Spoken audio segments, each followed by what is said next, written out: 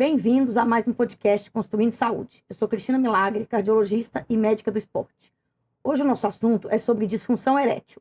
O meu convidado é o Dr. Mário Matos. Ele é urologista, membro da Sociedade Brasileira de Urologia, urologista da Clínica Matos, Saúde do Homem e também médico do Corpo Clínico do HCOR. Mário, um prazer te receber aqui no podcast mais uma vez, né? Já gravamos aqui sobre deficiência de testosterona.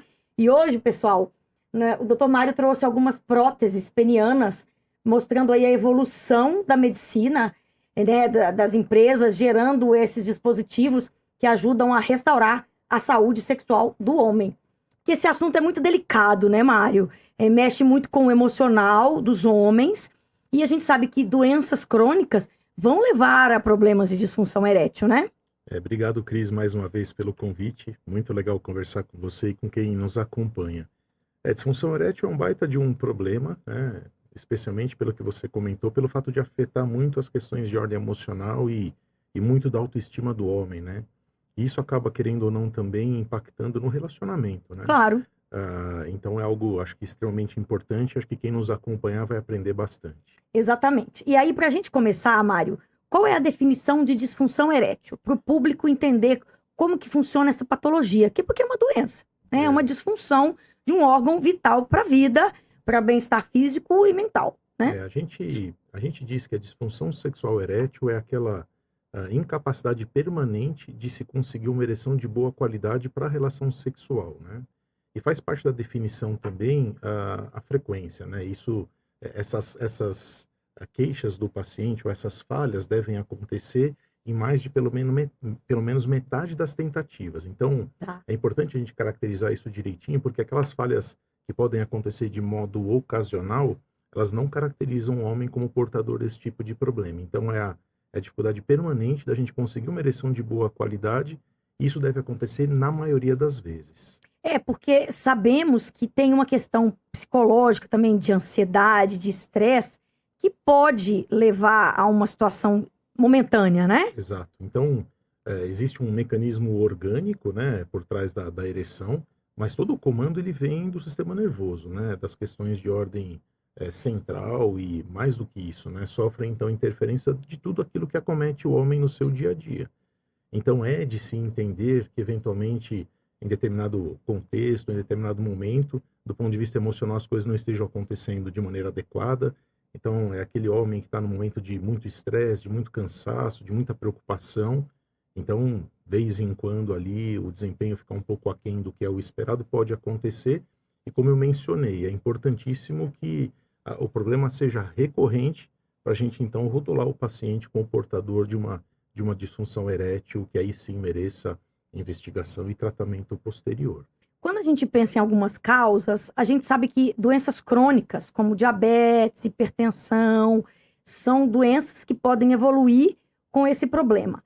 Agora, pensando em deficiência de testosterona, muitas vezes o homem tem uma diminuição da libido, mas ela impacta diretamente a questão da disfunção erétil ou não? A pessoa pode ter uma baixa de testo, mas ter uma ereção normal. Ela pode sim impactar, porque o começo, né, esse mecanismo da ereção, ele começa com a percepção do estímulo, né? Sim. Então o homem ele precisa, de certa forma, estar sensível aos estímulos, ele precisa ver e sentir-se estimulado, ele precisa pensar, fantasiar e sentir-se estimulado. E o que a gente sabe é que a testosterona é que deixa o homem ávido, né? Que deixa o homem disposto, o homem afim. Então a gente pode sim, quando a testosterona baixa, encontrar um homem com menos interesse, e se não existe interesse, os outros mecanismos não vão vão acontecer. Eu explico para os pacientes, é como aquela brincadeira de derrubar os dominós, né? Você começa derrubando a primeira pedra para que as outras então venham a cair. E a questão de ereção é muito disso também. Tudo começa com o estímulo, né? Com a vontade, com o desejo. Então, muitas vezes, quando a gente vai entrevistar um homem que tem problemas de ereção, a gente acaba percebendo que, na verdade, o que tem é falta de libido. E se ele não tem disposição, não vai rolar. A coisa não vai acontecer. Então, a deficiência de testosterona pode impactar, sim, nesse mecanismo, porque tudo começa com o desejo, com a vontade, né? Quando a gente fala das doenças crônicas, explica pro pessoal assim, porque na hora da ereção, o pênis ele enche de sangue, não é isso? Então você tem toda a questão dos vasos sanguíneos, de estarem saudáveis, né? Por isso que hipertensão, diabetes, pacientes que também, alcoolismo também interfere, né? Como que funciona isso daí? Por que que esses fatores são tão importantes assim ao longo da vida, né? A pessoa que tem uma doença crônica e lá na frente ela vai ter essa Isso. queixa. A ereção propriamente é um mecanismo orgânico, né? Então depende do relaxamento, né, do músculo que existe dentro dos corpos cavernosos, porque anatomicamente dentro do pênis, ao contrário do que muita gente pensa, o homem não tem um osso dentro do pênis. O que ele tem são dois cilindros que a gente chama de corpos cavernosos, que são preenchidos por uma esponja. Essa esponja ela fica persistentemente contraída e quando vem o estímulo, essa esponja ela relaxa, ela se abre. Então, o que vai Hum, acontecer? Vai chegar uma grande quantidade de sangue que vai preencher esses cilindros, provendo então a ereção. Então, o sangue precisa chegar nos corpos cavernosos e ali ficar retido. Para isso, tem que participar a parte nervosa, para dar esses comandos de relaxamento e contração. Aí, os vasos sanguíneos, como você mencionou, precisam estar amplos, bem abertos para e com receber boa esse pressão sangue. para receber esse sangue. E se a gente então começa a pensar nas situações que podem levar o homem a uma disfunção erétil do ponto de vista orgânico, tudo aquilo que afeta um vaso sanguíneo, tudo aquilo que afeta o nervo, pode provocar disfunção erétil, que são essas doenças, essas condições que você elencou. É o tabagismo, é a hipertensão não adequadamente tratada, é o diabetes mellitus, que aqui no nosso país é uma das principais causas de disfunção erétil. Lógico, o próprio envelhecimento, né? Porque Sim, esses tecidos e esse mecanismos vaso também. vão envelhecer, o abuso de bebida alcoólica, o abuso de drogas ilícitas. Então, a gente tem muitos pacientes que acabam nos procurando e quando você vai entrevistar os pacientes, você percebe que tem ali como um fator importante o uso de drogas ilícitas, né? Maconha interfere nisso também? Maconha, Todas cocaína, enfim, essas. todas as É drogas porque ilícitas. maconha tem muita gente que usa e Exato, acha que é normal, assim. exato. Ah, não, é só maconha, né? Uhum, E é diferente da pessoa usar uma cocaína, assim, exato, na percepção das pessoas. exato. Mas é uma droga e também é a maconha de uns anos para cá, do ponto de vista cardiovascular, ela Uhum, também entrou os estudos mostrando um risco de infarto, que antes não tinha. exato. Era mais assim, uma questão cognitiva, favorecia às vezes um pouco de arritmia, mas agora ela também entrou nesse E rol até na aí. fertilidade também, Sim, né? Então, os homens às vezes usam de modo recreativo, imaginando que não vai ter impacto, mas pode ter impacto sim na performance erétil e também na questão de fertilidade.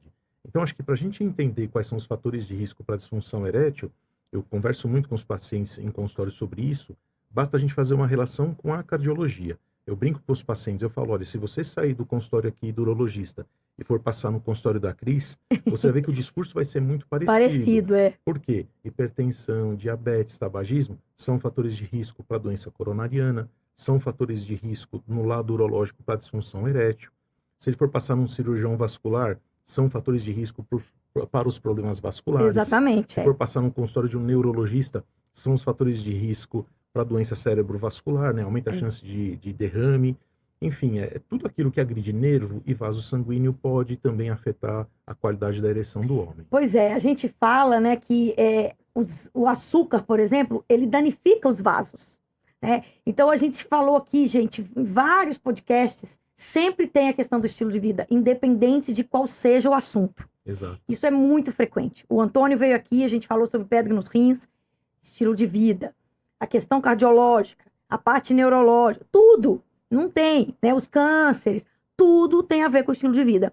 Impacta. Então, eu às vezes falo assim, a gente tem que, às vezes, pegar onde para uma pessoa é mais valor do que para outra, né? Então, eu penso que para os homens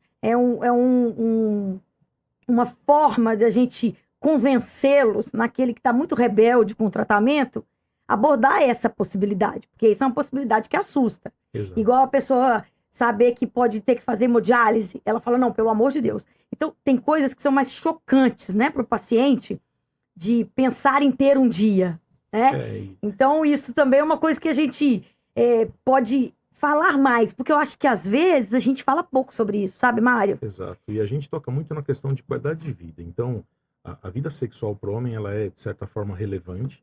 Então, quando a gente toca em algo onde o paciente é sensível, Sim, fica mais fácil da gente conseguir exatamente. convencer o paciente a se cuidar. Então, o começo de tudo vem justamente dessa abordagem das medidas de ordem comportamental.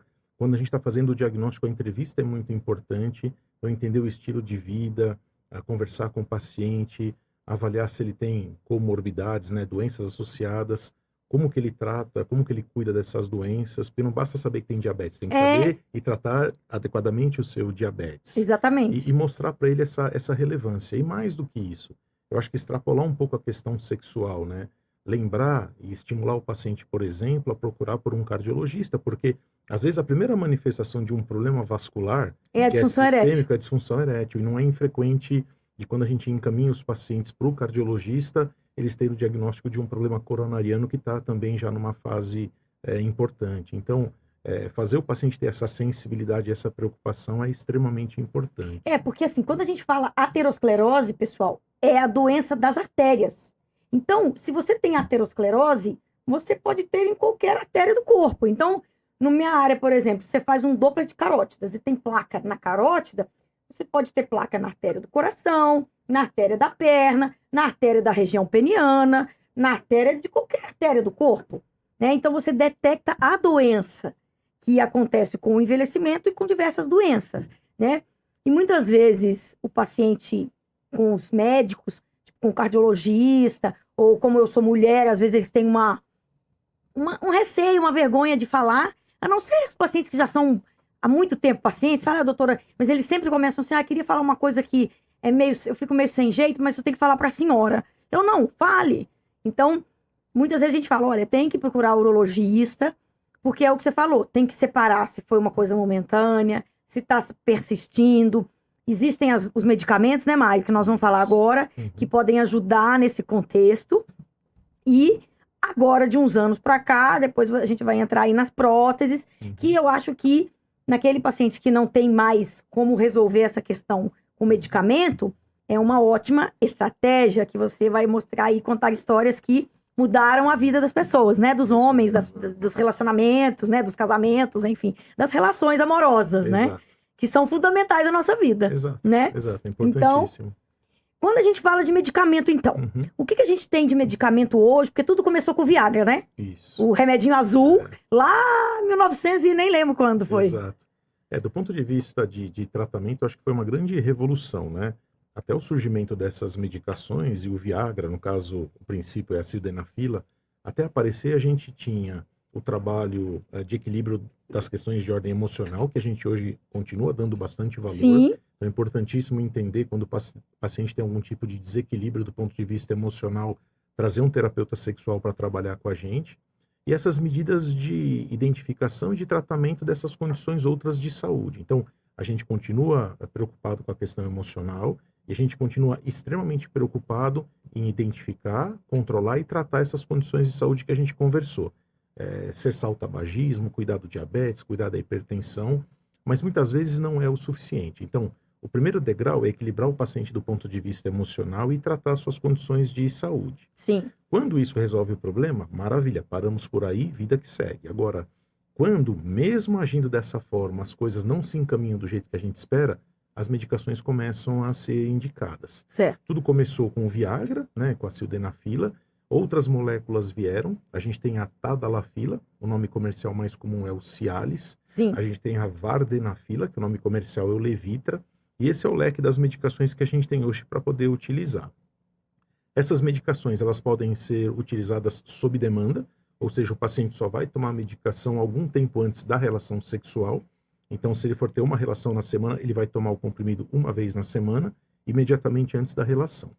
E a tadalafila, que é o princípio do Cialis, como é uma droga que ela dura na circulação, né, dura no nosso corpo por mais tempo, a gente pode, de repente, utilizar essa medicação com doses um pouco mais baixas, mas de uso diário. Que então, é de 5 miligramas. Exatamente, que é a tadalafila de 5 miligramas. O nome comercial mais comum é o Cialis diário.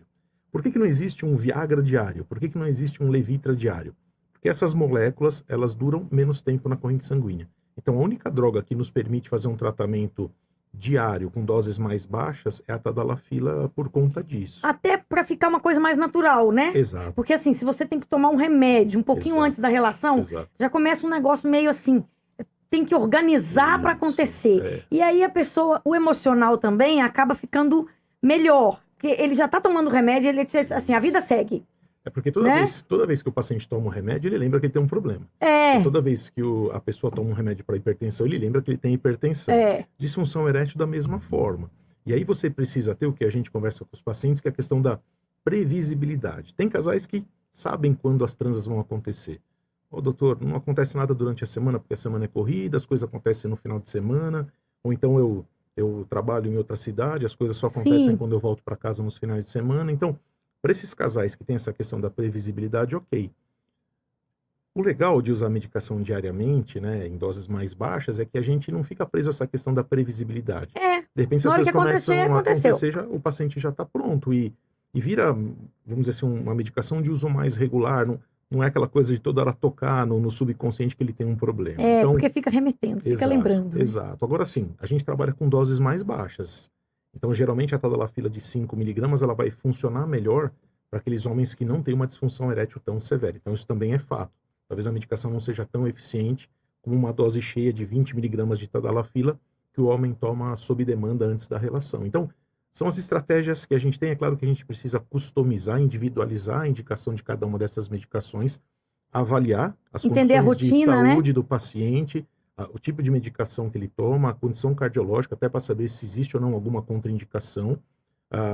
Existindo algum tipo de dúvida ou sentindo-se ali inseguro, a gente sempre pede, você sabe disso, o apoio do Sim. cardiologista, para poder dizer para a gente se o paciente pode tomar essas medicações com segurança. E tendo o aval, tendo o sinal verde do cardiologista, a gente prescreve essas medicações com bastante frequência. E a gente precisa ser honesto aqui e dizer que boa parte das vezes as medicações elas funcionam muito bem. Que ótimo, São isso é bom saber. medicações que funcionam muito bem. Um dos efeitos comuns, efeitos colaterais, é a dor de cabeça. Isso. É muito comum. Uhum. E às vezes eu falo com o paciente, olha, às vezes se você comprar de outro laboratório, Uhum. você tem menos efeito colateral, isso acontece também, né? De acordo com o Isso. sal que vem de um lugar ou de outro. Isso. E também, pessoal, esse medicamento, ele tem um efeito vasodilatador, né, Mário? Exatamente. Então, o que acontece muitas vezes com os meus pacientes idosos, que já tomam um antipertensivo, começam a usar essas medicações, às vezes tem uma queda da pressão. Então, a gente evita combinar no mesmo momento a tomada do remédio da pressão, principalmente esses que são efeitos vasodilatadores, né? Que faz o vaso abrir, o vaso relaxar, pessoal. E também isso acontece quando o paciente toma remédio de próstata, Exato. né? Que também tem um efeito vasodilatador. Tem paciente que a gente tem que diminuir o remédio da pressão porque introduziu o medicamento para próstata, por exemplo. Exato. E no caso desses medicamentos para disfunção erétil, é a mesma coisa. Então, muitas vezes eu falo, olha, se você vai tomar à noite, se coincide com o seu remédio da pressão, não tome o da pressão naquela hora, deixe para tomar mais na hora de dormir, para não ter esse efeito, né? E essa dor de cabeça é também por causa desse efeito vasodilatador, né? Vasodilatação, exatamente. Essas medicações, geralmente, elas são muito bem toleradas. Os efeitos colaterais mais comuns são a cefaleia, né, a dor de cabeça. O paciente pode ter um pouco de rubor facial, o rosto pode ficar um pouco mais avermelhado, o pescoço também. Por causa disso também, né? Da vasodilatação. Vasodilatação, né? Ter essa sensação de calor, às vezes perceber o coração bater um pouquinho mais rápido. E a tadalafila, que é o princípio do Cialis, tem um efeito colateral que é muito peculiar, que é dor muscular. Ah, não sabia disso. Dor na região dorsal, na coxa, Olha. panturrilha. E o interessante é que, se não for algo que seja muito intenso e o paciente se interessar em continuar a tomar medicação, à medida que ele vai usando a medicação, a tendência desse efeito é diminuir até desaparecer. Então, quando o paciente conta pra gente que tem dor muscular, a gente pergunta o quão intenso é. Dá para aguentar, É uma né? coisa leve, dá para aguentar? Topa continuar tomando a medicação porque isso vai melhorar? Legal, a gente continua. Igual um antidepressivo, que você Exato, começa, fase tem um de efeito ali, adaptação, outro, né? exatamente. Eu falo, se não for insuportável, Exatamente. segue em frente, que daqui a pouco melhora, né? Exatamente. Bom, então, tem alguma coisa vindo para o mercado de medicação, alguma coisa de novidade, efeito do diferente? ponto de vista de molécula, é interessante isso, porque já faz algum tempo que são essas Sim. as 3 moléculas que a gente tem. Eu desconheço que esteja chegando ou esteja para chegar algum tipo de medicação nova aqui no país. A gente sabe que geralmente as medicações elas entram no mercado europeu, no mercado Para norte-americano. depois vir. Existe um certo delay. um certo intervalo, geralmente 2, 3 anos para chegar aqui no Brasil. Então, assim, como não tem nada de muito novo em Europa e Estados Unidos, eu acho que nos próximos 2 ou 3 anos, dificilmente a gente vai encontrar alguma molécula diferente. Tá. E aí, agora, a gente então vai falar das próteses, né? Isso. Que quando que você pensa, né, em indicar as próteses? Você já falou que muitas vezes o medicamento é efetivo, Isso. mas você vai ter, às vezes, um paciente que não vai resolver e ele realmente... o cenário da vida fica muito ruim, né, Mário? Exato. A gente falou sobre as etapas, né? Equilibrar o paciente do ponto de vista emocional, equilibrá-lo do ponto de vista de saúde geral. Quando não traz o resultado que a gente quer, a gente sobe um degrauzinho. A gente fala das medicações orais, a gente conversou aqui, que funcionam super bem. Rapidamente, antes de falar sobre os implantes penianos, a gente tem um terceiro degrauzinho, Ah, tá. que é a aplicação de medicações diretamente dentro do pênis. Ah, não Então, sabia. existem drogas que, quando injetadas diretamente dentro do pênis, elas provocam uma ereção. A gente chama isso de injeção intracavernosa ou terapia intracavernosa. Tá. Então, a gente tem essas medicações disponíveis nas farmácias. Existem farmácias que especificamente manipulam esse tipo de medicação. É claro que tem que ter todo um cuidado, tem que passar por uma orientação médica. É um ter procedimento prescrição cirúrgico, né? médica. Como se fosse um procedimento, né? É um procedimento um pouco mais invasivo. Acho que a grande resistência que muitas vezes a gente precisa ajudar os pacientes a passar por ela é a resistência de você se manipular e injetar uma medicação dentro do pênis. É verdade, é uma agulha bem fininha, uma agulha bem pequena. É agulha similar a que os diabéticos fazem uso para aplicar subcutânea. insulina. Só que uma coisa é a gente fazer aplicação Na em pele. região outra que não genital. Aplicar no genital às vezes é um pouco mais desafiador Mas para o aí ele paciente. aplica na hora de ter a Na relação? hora da relação. Então, nós orientamos o paciente como manejar essa medicação, como trazer ela para a seringa, quantidade, concentração, a gente ensina o paciente a aplicar, e aí o paciente, antes da relação, ele vai aplicar a medicação diretamente dentro do corpo cavernoso. Então, não existe uma etapa de tomar o remédio, absorver, Não, já circular, injeta chegar e- no tecido peniano. Você injeta direto, tendo o estímulo, ao cabo de alguns minutos a ereção ela acontece. Então, é uma ereção induzida por medicação. Mas os pacientes recebem isso bem? Você tem pacientes que usam? Olha, Cris, assim, depende muito do perfil do paciente. Tem paciente que, quando a gente começa a conversar, doutor, o quê? Colocar uma Tô agulha no meu fora. pênis de jeito nenhum. Tá. Agora, por exemplo, a gente tem pacientes que são diabéticos, né? A gente comentou que diabetes hoje é uma das principais causas de Sim. disfunção erétil. Os pacientes falam, doutor, legal, eu já sei como preparar a minha Tranquilo. insulina, eu já me manipulo, ok, vamos passar por isso junto. E claro, a gente não faz simplesmente a prescrição da mão do paciente, Não. a gente tem que ensinar o paciente, educar o paciente, a gente demonstra, a gente mostra um desenho do pênis, a gente mostra a seringa, mostra a agulha, faz uma simulação em consultório, a gente faz um teste de ereção com essa farmacoindução no consultório, mostrando para o paciente como é que ele tem que fazer, porque depois ele vai andar com Pra a ele própria perna, ele vai fazer a aplicação em Isso, casa. para ele tem que perceber se o aprender. efeito é aquele, Exato, se o tempo exato, esperado, assim, exato, como se fosse um exato, teste, né? Exato. Então, Entendi. temos esse estágio intermediário que, E como a qual gente é o nome conversou da aqui, substância? a gente tem 3 grupos de drogas, né? As prostaglandinas, né? Que são medicações vasodilatadoras, fentolamina e papaverina. São medicações que agem provocando dilatação. A gente pode usar essas medicações de modo isolado ou de modo combinado. A gente pode combinar 2, 3 drogas, é claro que vai depender muito da resposta do paciente. Entendi. Então, existe ali uma alquimia que a gente pode fazer, uma Certo. formulação, e a gente faz isso customizado para o paciente. Cada paciente tem a sua prescrição, tem a sua orientação. E Interessante. o grande bloqueio é justamente passar por essa etapa de aprendizado, mas olha, depois que os pacientes passam por essa etapa e se adequam, né, se habituam, a coisa flui de uma maneira bem legal. Igual tem paciente que não quer tomar o medicamento injetável para obesidade Exato. e ele toma o comprimido. E outros Exato. falam, não, doutora, para mim tranquilo. Exato. Né? Isso vai Exato. muito de cada pessoa. Exato. Tem gente que não pode nem ver a agulha, Exato. né?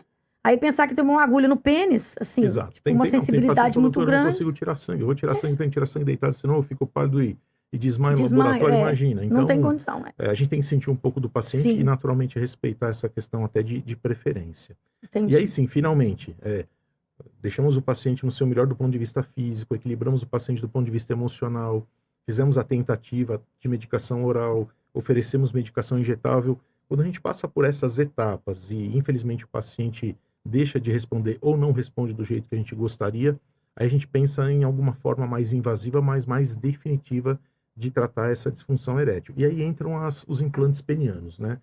Eu trouxe aqui, acho que fica legal para a gente poder exemplificar. A gente tem 2 tipos de implantes, né? A gente tem aqueles implantes que a gente chama de rígidos, né? Ou semirrígidos ou maleáveis. São implantes feitos com uma alça de titânio revestida por silicone, né? Então é um dispositivo que a gente coloca cirurgicamente dentro do pênis do homem. Então, esse dispositivo ele vai ocupar o espaço que o sangue ocupava quando em uma ereção fisiológica. Sim. Então, é um tratamento cirúrgico para a colocação de 2 hastes que vão manter o pênis em estado de ereção plena. Mas é uma ereção também que é uma ereção permanente. Então, qual é o grande problema dessas próteses? Elas trazem uma ereção de boa qualidade, mas fazem com que o paciente fique com o pênis ereto o tempo todo. Então, muitas vezes, do ponto de vista social, né, do ponto de vista de dia a dia, acaba sendo um pouco complexo para os pacientes terem esse dispositivo, né? Então, imagine, vai num clube tomar banho depois do jogo de futebol, vai estar com o pênis ereto. Sim, Colocar uma sunga para ir numa piscina ou numa praia pode ser constrangedor. sim. Então, assim, cria-se ali, de certa forma, constrangimento, vamos dizer assim. Então, muitos pacientes não se interessam por esse tipo de implante por conta disso. Mas assim, Funcionalmente, funciona de funciona maneira muito bem. muito bem. Os pacientes que têm esse tipo de implante ficam, boa parte, ou na maior parte das vezes, extremamente satisfeitos. É mais acessível, esse é o tipo de implante que os planos de saúde são obrigados pela ANS. ANS a oferecer para os pacientes. A gente tem esse tipo de dispositivo no serviço público também. Então, Olha, é o que é mais acessível. mas na roupa não fica muito Olha, assim. Cris, Depende, a né? gente ensina os pacientes a acomodarem o pênis de maneira a ficar bem discreto. Tá. Então, o homem vestindo ali uma calça jeans ou coisa do tipo passa por desapercebido, uma bermuda um pouquinho mais larga. Agora, o homem nu, é óbvio, ele vai estar ali com o pênis ereto, isso é óbvio. E se colocar uma veste mais apertada, uma sunga de piscina, aí Não fica dá. um pouco mais Sim, complexo. tem que Então, colocar aquelas sungas, mas, doutor, aquelas isso, bermudas, né? como é que eu faço para ir na piscina ou na praia? Veste a sunga e por cima vai colocar um short um pouquinho mais frouxo para não passar por Com constrangimento. constrangimento, né? É, porque às vezes tá com uma criança no colo, Exato, né? exato, Situações exato, assim que exato, fica complicado, exato, assim. exato.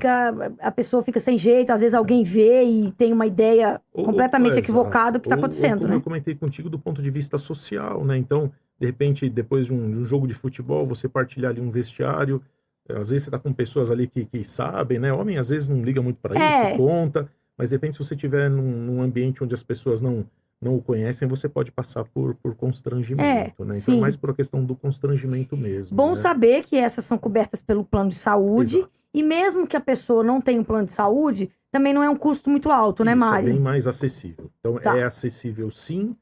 As operadoras de saúde são obrigadas a colaborar com os pacientes e ofertar esse tipo de dispositivo. E o serviço público também dispõe. Então, é o que é mais acessível. E isso aqui, às vezes, a gente tem essa sensação de não ser um dispositivo interessante, que não funciona. Os pacientes que têm próteses maleáveis, boa parte das vezes se apresentam Muito bastante satisfeitos. satisfeitos, exatamente, Excelente. né? Agora sim, medicina é aquilo que a gente conversou, Avanço, é né? tecnologia, é avanço. E aí a gente desenvolveu com o tempo, né, uma prótese um pouco mais, digamos assim, um pouco mais sofisticada, né? Essa prótese que eu tenho aqui, a gente vai tentar mostrar para vocês, é uma prótese que a gente chama de prótese inflável, né? O que esse dispositivo faz é também ocupar os corpos cavernosos. A gente tem esses dois cilindros de silicone que ficam dentro do corpo cavernoso, né? Existe um reservatório que é preenchido por soro, e esse reservatório é implantado cirurgicamente dentro do abdômen do paciente, perto da bexiga. E uma segunda peça, né, que é uma bombinha, né? Não sei se a gente consegue pegar uma imagem legal, acho que sim. A gente tem aqui um dispositivo que é verdadeiramente uma bomba. O que acontece? Cirurgicamente, a gente coloca esses cilindros dentro do pênis, esse reservatório no abdômen, e a bombinha ela fica discretamente colocada entre os testículos. Então, quando o paciente está num estágio ou numa situação de flacidez, se você olhar esse paciente, por exemplo, nu dentro de um vestiário, você não vai perceber que ele tem um implante peniano. Tá. Mas quando ele tem o interesse ali de ter uma ereção, ele vai ali na região do escroto, né? Ele identifica essa bombinha, e à medida que ele vai pressionando essa bombinha, o soro sai desse reservatório abdominal e começa a preencher os cilindros. Então vejam que à medida que eu vou pressionando aqui, a gente vai enchendo esses cilindros com soro. E aí o que a gente vai ter? Uma ereção mais fisiológica. Sim. Não é sangue que vai estar dentro Sim. desses cilindros, é soro fisiológico, mas a gente tem uma ereção de boa qualidade. Então, isso aqui é o grau, vamos dizer assim, mais moderno que a gente tem de sofisticação. Sim. A gente chama isso de prótese de 3 volumes ou prótese inflável. Tá. Então, aqui o pênis está no estado de ereção, e no momento que a gente deseja, então, murchar, depois da relação, nessa mesma bombinha a gente tem uma válvula, a gente aperta aqui uma vezinha, e o soro começa a voltar para o seu lugar. Se o homem quiser acelerar esse processo, ele pode apertar ou dobrar o pênis, e aí o soro ele deixa esses cilindros com mais rapidez, o Volta ao pênis estado volta ao normal. estágio de flacidez, extremamente discreto. Então, o grande problema da prótese maleável, que é o fato dela não ser muito discreta, a gente resolve com a prótese inflável, porque se você observar um homem nu Você nem vai com esse saber. dispositivo, você não vai saber. É claro que se você for tocar no pênis, você vai perceber que tem alguma coisa diferente dentro do pênis. Sim, É claro que se você for tocar ali a região do escroto, você vai perceber a presença dos testículos, mas também vai perceber a presença dessa dessa bombinha. bom. Mas assim, a uma certa distância, Porque a essa gente não bolsinha, percebe. essa bombinha não é tão pequena, né? Ela não é Assim, tão pequena, mas a gente coloca ela bem entre os testículos, um pouquinho mais para pra posterior, trás. e ela passa Bem bem por desapercebida. desapercebido. Então, Entendi. se você olhar naturalmente perto e com muita minúcia, você vai perceber que tem uma coisa de diferente ali. E o mais legal desse tipo de implante é justamente a questão de aproximar-se mais daquilo que é fisiológico. É claro, é uma cirurgia que é mais sofisticada.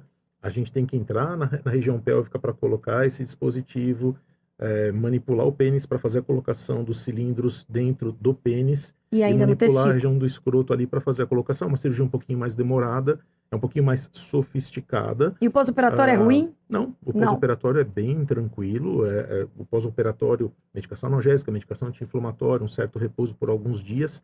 A gente precisa ter paciência, né? Os pacientes, quando colocam os implantes, Já eles já quer querem, usar. doutor, quero usar. Tem que esperar pelo menos 6 semanas, seja o dispositivo maleável, seja o dispositivo inflável, para a gente começar a Fazer poder, teste a por causa poder da ciclar. cicatrização, né? Exatamente, exatamente. Então, para desfazer o inchaço, a dor própria da cirurgia também.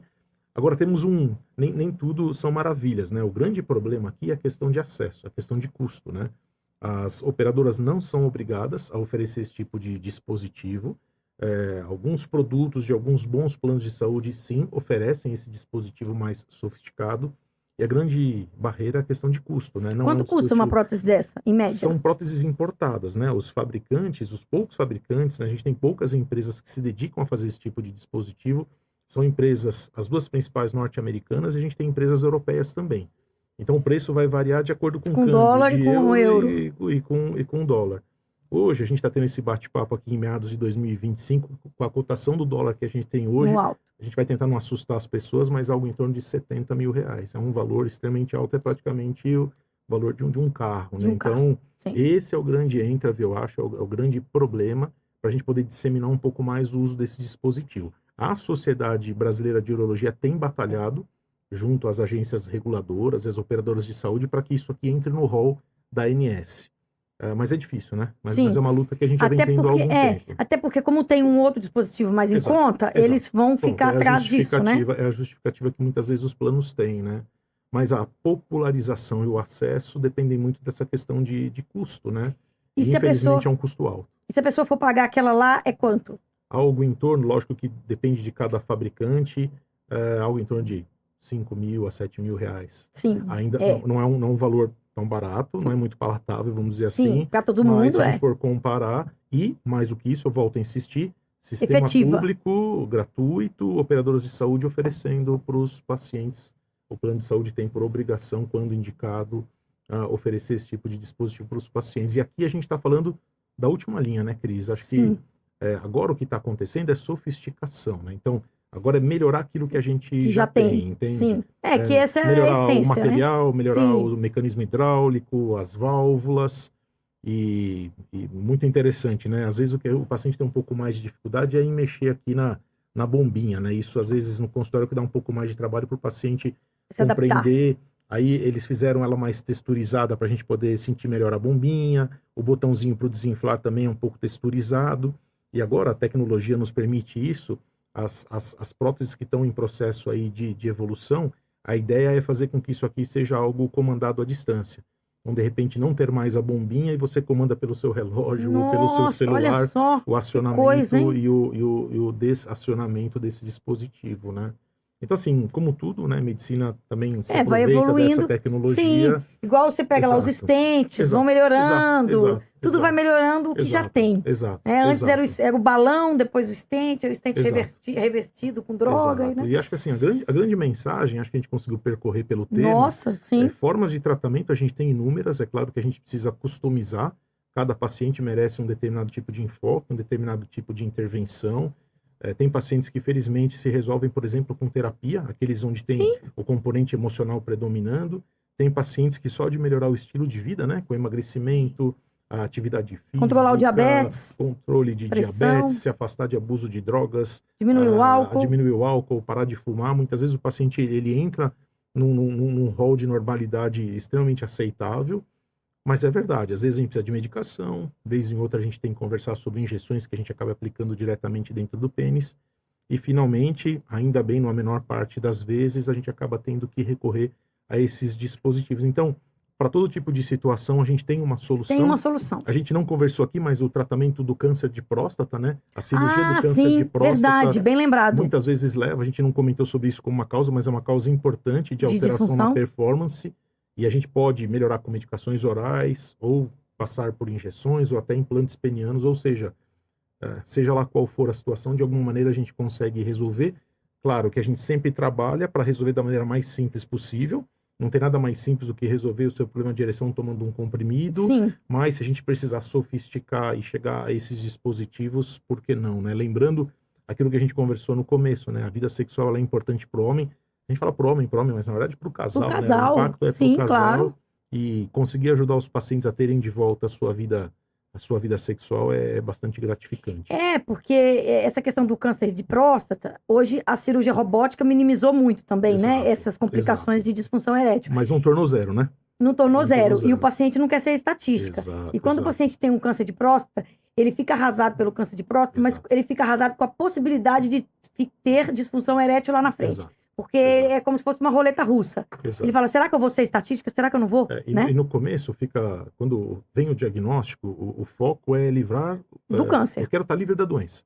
Quando a gente começa a conversar sobre questões de continência ou questões de impacto em performance sexual, doutor, eu quero estar livre do problema. E acho, é isso mesmo. Acho que o racional é esse mesmo. Só que, depois de 1 mês, 6 meses, tá livre da doença, que legal. Aí o paciente, ele começa, legal, doutor, eu tô livre da doença, mas eu quero mais. Agora eu quero ter de volta a minha continência, eu quero ter de volta a minha performance. Então, lógico, a cirurgia robótica, como você mencionou, tem nos ajudado bastante, tem melhorado muito os resultados, especialmente relacionados à questão de performance, mas a gente ainda tem pacientes que sofrem. É claro que depende muito não só da técnica cirúrgica, mas da doença. Sim. Doenças mais extensas merecem muitas vezes tratamentos mais extensos, mais agressivos, onde você muitas vezes não pode poupar os nervos, porque senão você compromete o resultado da cirurgia.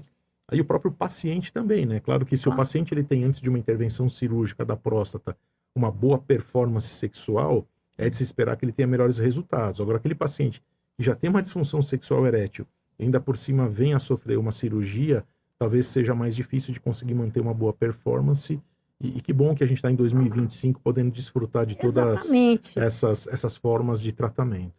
Não, eu acho sensacional. Eu achei que quando você veio para a gente falar das eficiências da testosterona, que você sugeriu esse tema, eu achei sensacional, porque a gente tem que levar essas informações. A gente sabe que muitos homens vão na internet buscar tirar essas dúvidas, ou às vezes a esposa vai querendo ajudar o marido, ajudar na relação, no contexto, e muitas vezes o paciente não quer falar sobre isso, ele se fecha, e muitas vezes a internet é o caminho, né? É o primeiro porta, né? O primeiro que o paciente vai buscar. Não é um tipo de assunto fácil de você tocar, por exemplo, no meio de amigos ou de familiares.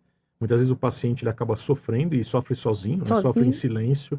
E esse tipo de bate-papo é extremamente importante porque aqui ele encontra uma porta aberta para se conversar sobre algo que interessa para ele, de uma maneira adequada, né?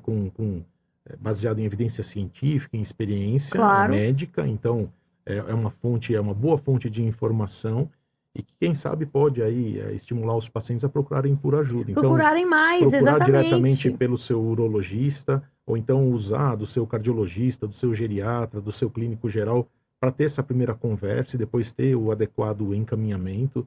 Isso é extremamente importante. Eu acho que não há motivo para, contando com todo esse rol de ficar opções, num contexto desfavorável de qualidade de vida. Tem que procurar por ajuda e o melhor lugar para se encontrar isso é no consultório médico. Eu falo que nós médicos, a gente não cura ninguém de nada, né, Mário? A gente alivia os problemas, põe nas cartas na mesa das opções terapêuticas, os tratamentos, o que as pessoas estão dispostas a pagar um preço ou não por determinados, né? Escolhendo aí risco-benefício, de acordo com as escolhas de cada um, porque cada um tem uma forma de ver a vida. E o que é valor para um, às vezes não é para o outro. Mas Exato. não ter essa oportunidade, né, de conhecer, de saber que existe, que o SUS cobre, isso pode mudar a vida, pode evitar de gerar uma depressão, Exato. que leva a um câncer, que leva a um problema cardíaco, Exato. né? Porque a gente sabe que a depressão leva a várias doenças também.